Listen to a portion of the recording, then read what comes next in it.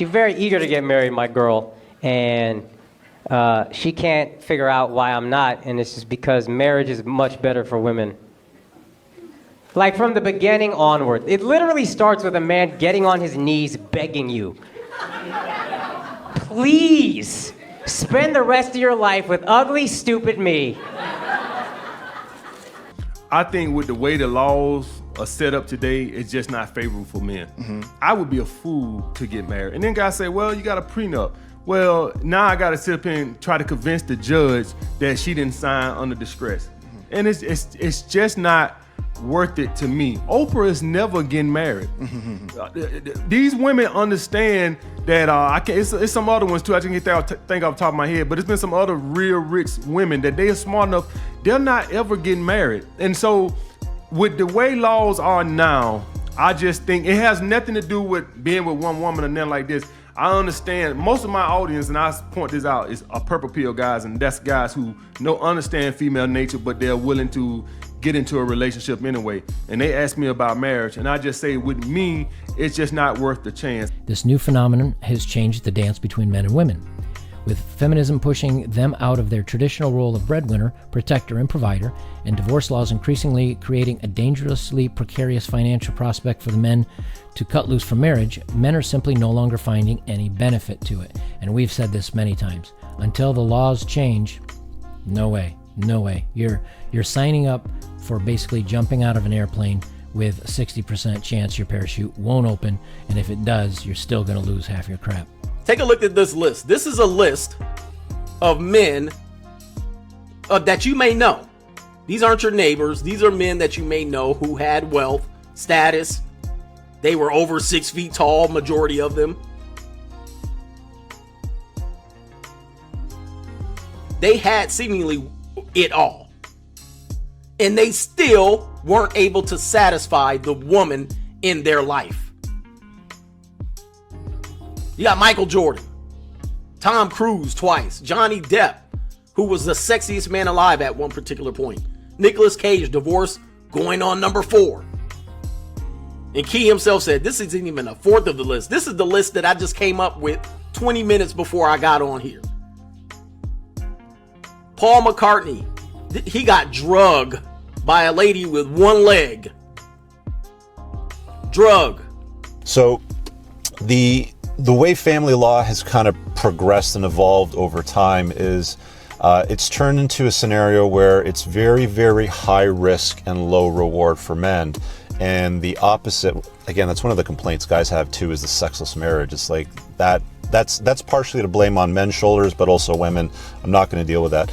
But family law has actually gotten to the point realistically where it's very, very high risk for men, but low reward, and low risk but high reward for women, especially if they want to end it. And something like 8 out of 10 marriages 8 out of 10 divorces are initiated by women, not men, in fact. And we know that about half of divorces end. So if you get into a matrimonial scenario and it doesn't even have to be marriage, it can be common law. If you live together long enough in many parts of the Western world, the state deems it a common law marriage. So they view it basically on the books as a marriage, and they'll treat it as such if you break up.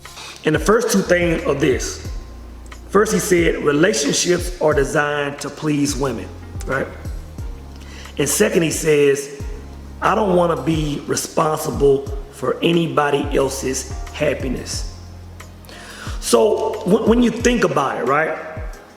When the brother says relationships are designed to please women, when you think about it, from the moment a man meets a woman, they go through this quote unquote courting stage, right? Where you're taking her out to dinners and movies and concerts. It's the majority about the women.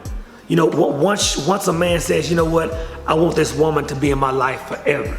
Now this man has to go spend, 4.5 months salary on a ring. He has to propose. He has to have this big event, sponsor this wedding, this honeymoon.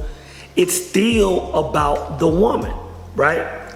And then when you look at a man, trying to have a family, and get the home and have his wife in a nice car and all this stuff, even at this point, it's still about the woman. And I want you guys to understand that when your family shames you, I want you to tell them this one thing, all right? And this one thing will stop them from ever bringing up marriage, ever bringing up relationships. This one thing will prevent them from bringing it up as often. If not, in general, they'll stop completely once you tell them this one thing. What I want you guys to tell them is, will you pay for my divorce when it happens? That's all you have to say. That simple sentence, that simple question. Will you pay for my divorce when it happens? And I can guarantee you, those people, those family members, maybe those friends, anyone that has shamed you in the past for living the life that you want to live, adopting this new philosophy and this new lifestyle, they'll shut up instantly. Don't get married. Why in the fuck would you get married? These women are promiscuous, dude. It's in their it is in their nature to not be monogamous. So what if you love that bitch? That bitch doesn't love you. She doesn't love you the way you love her. Women are opportunists, and women and men are idealists. Women are emotions. Men are logical. That bitch don't love you. You don't make that bitch arouse. She ain't gonna never tell you that because you Mr. Provider. She got somewhere to lay her head at. She ain't gonna never tell you that you don't make her pussy wet. Never. Never, ever. Never. She's never gonna tell you that. Why? Because that's just how women are. Women are majority of women are promiscuous. And that's just the bottom line.